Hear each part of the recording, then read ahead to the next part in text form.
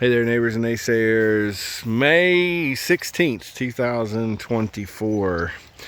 Been kind of lax on taking videos lately, but one of the reasons, many reasons that I started taking videos was it helps me to remember what I did and where I did it.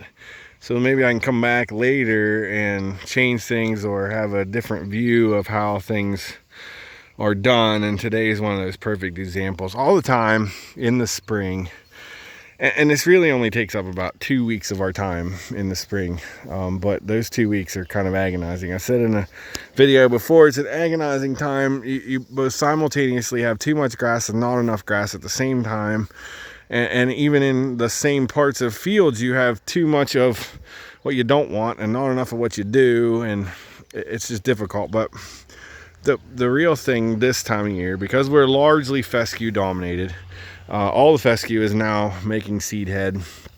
The orchard grass is too. Red clover is starting to bloom, but the cows will eat the red clover, they'll eat the orchard grass, and they'll walk past the fescue and leave it alone. So I don't know whether you all can see, but below the cows there's a fence line right here at the camera, and then it goes to the bottom of the hill and makes a hard right and heads for that lone tree, or the smallest tree there by the neighbor's shed. So this morning, that field just goes over here to the neighbor. It's just a corner field. Basically, when I'm grazing the sheep here, I don't want the dogs against the neighbor's house at night. So I use that little paddock like that all the time just to keep the dogs away from his house. I'll move them up here at night so they got a little bit of a buffer if they have to be near his house. But anyway, this morning, I put them in there last night and said, oh, I'll have to move them in the morning. And then when I got here this morning, it wasn't quite done. If you can see on the other side of that poly wire, it looked about like that field, and they have already been through there. I said, you know what, for this little piece right here, I'm going to do an experiment. We're going to leave them one more 12-hour piece and see what it looks like. Well, I mean, predictably, and from here, 30,000 foot view here, it looks way better because it's been trampled, it's been grazed, it's more uniform, and it is, when you get down there, it's more uniform to the graze. The problem is that the orchard grass, the red clover, the bluegrass is all grazed too much. It's overgrazed. While the fescue got trampled and some of it did get grazed, the rest got overgrazed. So and then just to compare it to the paddock on this side, and I keep leaning with the camera on this side, that where the orchard grass and red clover is perfectly grazed, but the fescue is still above and beyond it and going to shade it out. So I never know, and this sounds funny, some people think I'm an expert. I'm not 40 miles from home today, so I am nowhere near an expert. I have no answer for this. I don't know, and you know, there's not money in research dollars to research this and how it affects. I can see this in two ways. One, this field on this side where the orchard grass and red clover is perfectly grazed, it's going to recover, it's going to come back, and in 30 days when we graze that, it's going to be the right height. The fescue is going to be blowed up, it's going to be dry, it's going to be dead, and we're not going to graze much of it. We're just going to trample most of it, which is okay. It's not a bad thing. And also, you have to remember that in about a week or 2 weeks, everything is going to blow up. The spring flush is really going to hit, and it's going to be belt deep, waist deep out there, and it's not going to matter. Conversely, we got this side that is overgrazed in the orchard grass, but everything is uniformly grazed, and this is kind of what we do here in 2 weeks. This is what we'll do all the time. We'll just trample that and go on. But this 2 week period, I don't know. We have now overgrazed that orchard grass. We've overgrazed that red clover. It's going to take it longer to recover. But conversely, the fescue has also gotten grazed and or trampled, and so it's going to take longer to recover. So I guess I'm going to find out here what this looks like in 2 to 3 weeks when the cows are back here. We'll have to remember to come back and look at the video and look at what it looked like. But I can see both sides working now, and for two different ways, I guess. There's a meadowlark just flew through the camera.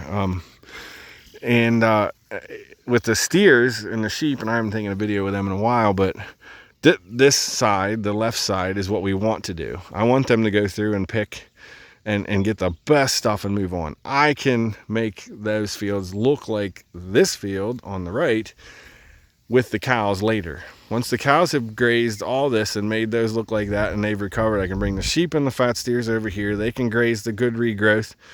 The cows can go over and graze the brown and dead stuff, and then they can get it all back in condition for everything in the fall. That's the answer. It's just this 1-2 week period in here where we just don't know what exactly is the right answer. Do you graze the orchard grass and the red clover just perfectly and let the fescue just go, or do you and trample it later, or do you do like the right side and trample it all and get a uniform graze and just take longer to get back here to graze it? I don't know. I can go either way. I tend to think we're better off actually to do what's on this side, because like I said, in 2 weeks it's all going to be waist deep and I'm going to trample it all, so it's not going to matter.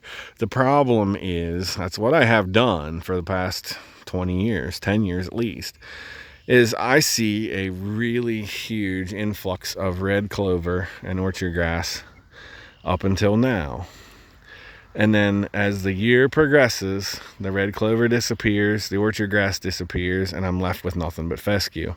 So I question, am I, by not grazing it uniformly, am I creating a situation where the fescue overshades the orchard grass and the red clover and it's not coming back and it's not recovering?